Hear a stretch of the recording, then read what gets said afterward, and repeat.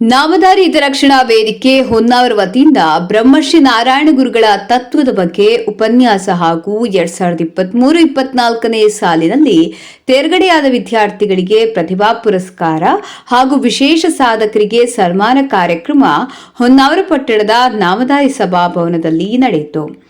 ಕಾರ್ಯಕ್ರಮವನ್ನು ಶ್ರೀ ಸಿಗಂದೂರು ಚೌಡೇಶ್ವರಿ ದೇವಸ್ಥಾನದ ಧರ್ಮದರ್ಶಿಗಳಾದ doctor Ramappa G ಅವರು ದೀಪ ಬೆಳಗಿಸುವುದರ ಮೂಲಕ ಕಾರ್ಯಕ್ರಮಕ್ಕೆ ಶುಭ ಚಾಲನೆ ನೀಡಿದರು.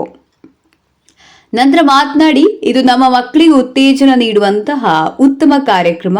ಬ್ರಹ್ಮಶ್ರೀ ನಾರಾಯಣ ಗುರುಗಳ ವಾಕ್ಯವನ್ನು ಚಾಚು ತಪ್ಪದೆ ಪಾಲಿಸಿಕೊಂಡು ಬಂದಿದ್ದೇವೆ.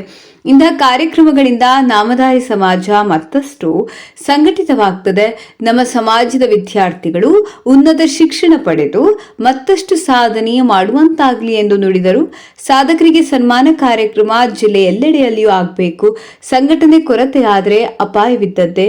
ಇವತ್ತು ನಮ್ಮ ಸಮಾಜ ಯಾರಿಗೂ ಕಡಿಮೆ ಇಲ್ಲದ ರೀತಿ ಶೈಕ್ಷಣಿಕವಾಗಿ, ರಾಜಕೀಯವಾಗಿ, ಆರ್ಥಿಕವಾಗಿಯೂ ಮುಂದುವರಿಯುತ್ತಿದ್ದೇವೆ. ಇದು ಹೆಮ್ಮೆಯ ವಿಚಾರ.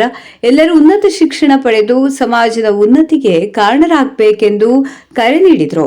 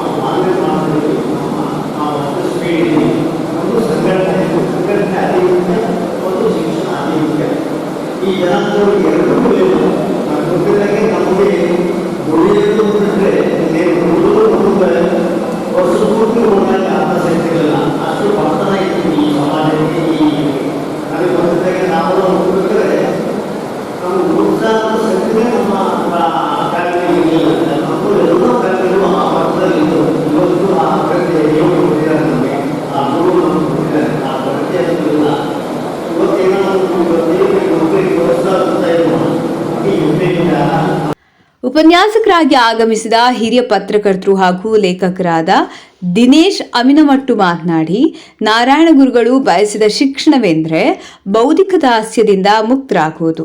ನಾರಾಯಣ ಗುರುಗಳ ಚಿಂತನೆ ಕೇಳುವುದು ತುಂಬಾ ಸುಲಭ, ಅದನ್ನು ಜೀವನದಲ್ಲಿ ಅಳವಡಿಸಿಕೊಳ್ಳುವುದು ಕಷ್ಟ. ಅದನ್ನು ಅಳವಡಿಸಿಕೊಂಡ್ರೆ ದುಶ್ಚಟಗಳಿಂದ, ಮೌಢ್ಯಗಳಿಂದ ದೂರವಿದ್ದು ಸರಳ ಬದುಕು ಸಾಧಿಸಬೇಕಾಗ್ತದೆ ಎಂದು ಹೇಳಿದರು.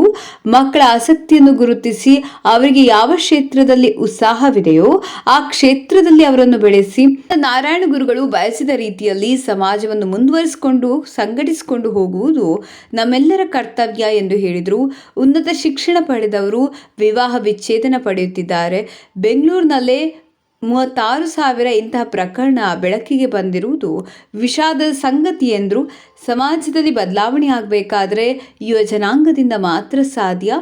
ಸ್ವಾಮಿ ವಿವೇಕಾನಂದರು, ಬ್ರಹ್ಮಶ್ರೀ ನಾರಾಯಣ ಗುರುಗಳು, ಗಾಂಧೀಜಿಯವರು ಯುವಕರಿದ್ದಾಗಲೇ ಸಾಧನೆ ಮಾಡಿದರು ಎಂದು ಅರಿತು ಯುವಕರು ಸಾಧನೆ ಮಾಡಬೇಕೆಂದು ಕರೆ ನೀಡಿದರು. ಸಂಘಟನೆ ಒಂದೇ ಉದ್ದೇಶ ಆಗಿದ್ರೆ ಸಂಘಟನೆಯಿಂದ ಬಲಯುತರಾಗಿದೆ ಅಂತ ಯಾಕೆ ನಾನು ಬಹಳ ಸಂದರ್ಭದಲ್ಲಿ ಈ ಮಾತುಗಳನ್ನು ವಿದ್ಯಾರ್ಥಿಗಳನ್ನ ಯೋಜನೆಗಳನ್ನು ಉದ್ದೇಶಿಸಿ ಕೇಳಿ ಇಲ್ಲಿ ಸೇರಿರುವ ಬಹಳಷ್ಟು ವಿದ್ಯಾರ್ಥಿಗಳಿದ್ದಾರೆ, ಅವರ ಹೆತ್ತವರು ಇದ್ದಾರೆ. ದಯವಿಟ್ಟು ಅವರ ಹೆತ್ತವರು ಈ ಮಾತನ್ನು ಕೇಳಬಹುದು. ವಿದ್ಯೆಯಿಂದ ಸ್ವತಂತ್ರರಾಗಿದೆ ಅಂದರೆ ಕೇವಲ ಡಿಗ್ರಿ ಗಳಿಸುವುದಲ್ಲ. ವಿದ್ಯೆ ನಮಗೆ ಸತ್ಯವನ್ನು ಹೇಳುವ ಶಕ್ತಿಯನ್ನು ಕೊಡಬೇಕು. ವೈಜ್ಞಾನಿಕವಾಗಿ, ವೈಚಾರಿಕವಾಗಿ ಯೋಚಿಸುವ ದೃಷ್ಟಿಕೋನವನ್ನು ಕೊಡಬೇಕು. ನ್ಯಾಯ, ನಿಜವಾದ ನ್ಯಾಯವನ್ನು ಅರಿತುಕೊಂಡು ಆ ಮಾರ್ಗದಲ್ಲಿ ನಡೆಯುವ ಧೈರ್ಯವನ್ನು ಕೊಡಬೇಕು ಮತ್ತು ನಿಜವಾದ ಧರ್ಮವನ್ನು ಪಾಲಿಸುವ ಆ ಜ್ಞಾನವನ್ನು ಕೊಡಬೇಕು. ಕೊಟ್ಟಾಗ ಮಾತ್ರ ವಿದ್ಯೆ ಪಡೆಯುವ. ನೀವು ನಾರಾಯಣ ಗುರುಗಳ ಈ ಸಂದೇಶದ ಘೋಷಣೆಯನ್ನೇ ತೆಗೆದುಕೊಂಡು ವಿದ್ಯಾವಂತ ಮಾಡಬೇಕಾದ್ರೆ ಅವರು ಬಯಸಿದ ಹೊಸ ತಲೆಮಾರು ಏನಿದೆ ಅದು ಸೃಷ್ಟಿಯಾಗುತ್ತೆ. ನಾನು ಭಾಳ ಸರಿ ತಮಾಷೆ ಹೇಳಿದ್ದು, ಬರೀ ವಿದ್ಯೆಯಿಂದ ಸ್ವತಂತ್ರರಾಗಿ ಹೇಳಿದ್ದಲ್ಲ. ಇದೇ ವೇಳೆ ಎಸ್ಎಸ್ಎಲ್ಸಿ ಹಾಗೂ ಪಿಯುಸಿಯಲ್ಲಿ 90% ಅಂಕ ಪಡೆದ ವಿದ್ಯಾರ್ಥಿಗಳನ್ನು, ವಿವಿಧ ಕ್ಷೇತ್ರದಲ್ಲಿ ಸಾಧನೆ ಮಾಡಿದ ವಿಶೇಷ ಸಾಧಕರನ್ನು ಸನ್ಮಾನಿಸಿ ಗೌರವಿಸಲಾಯಿತು. ಜೊತೆಗೆ ಡಾಕ್ಟರ್ ರಾಮಪ್ಪಜಿ ಅವರನ್ನು ಸನ್ಮಾನಿಸಿ ಗೌರವಿಸಿದರು. ಕಾರ್ಯಕ್ರಮದ ಅಧ್ಯಕ್ಷತೆ ವಹಿಸಿದ್ದ ನಾಮಧಾರಿ ಹಿತರಕ್ಷಣಾ ವೇದಿಕೆ ಅಧ್ಯಕ್ಷ ನ್ಯಾಯವಾದಿ ವಿಕ್ರಮ ನಾಯ್ಕ್ ಮಾತನಾಡಿ, ಸಮಾಜದವರು ಒಗ್ಗಟ್ಟಾದರೆ ಸಮಾಜ ಉನ್ನತಿ ಸಾಧ್ಯ. ನಮ್ಮ ಸಮಾಜದವರು ಆರ್ಥಿಕವಾಗಿ, ಶೈಕ್ಷಣಿಕವಾಗಿ, ಸಾಮಾಜಿಕವಾಗಿ ತೊಂದರೆ ಅನುಭವಿಸುತ್ತಿದ್ದಾರೆ. ಅಂಥವರಿಗೆ ನಮ್ಮ ಸಂಘಟನೆ ವತಿಯಿಂದ ಸಹಕಾರ ನೀಡುವುದರ ಜೊತೆಗೆ ಕಾನೂನು ಸಲಹೆ ನೀಡಲು ಬದ್ಧರಾಗಿದ್ದೇವೆ. ನಮ್ಮ ಸಮಾಜದ ಶ್ರೀ ಕ್ಷೇತ್ರದ ಶ್ರೀ ಸಿಗಂದೂರು ಚೌಡೇಶ್ವರಿ ದೇವಾಲಯದ ಧರ್ಮದರ್ಶಿಗಳಾದ ಡಾಕ್ಟರ್ ರಾಮಪ್ಪ ಅವರ ಶ್ರೇಷ್ಠ ಸಮಾಜ ಸೇವೆಗೆ ಡಾಕ್ಟರೇಟ್ ಪದವಿ ನೀಡಿರುವುದು ನಮ್ಮ ಸಮಾಜಕ್ಕೆ ಹೆಮ್ಮೆ ವಿಚಾರ ಎಂದು ಹೇಳಿದರು.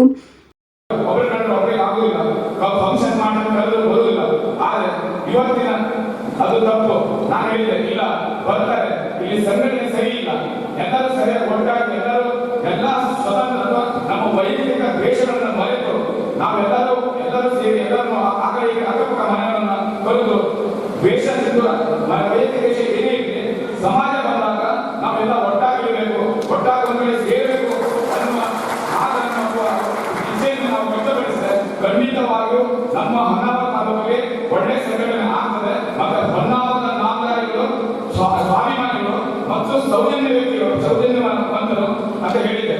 ಅದೇ ರೀತಿ ಅದು ಇವತ್ತು ಈ ಜನಸಮೂಹ ನೋಡಿದ್ರೆ ಅದು ಪಕ್ಕ ಆಗಬೇಕು.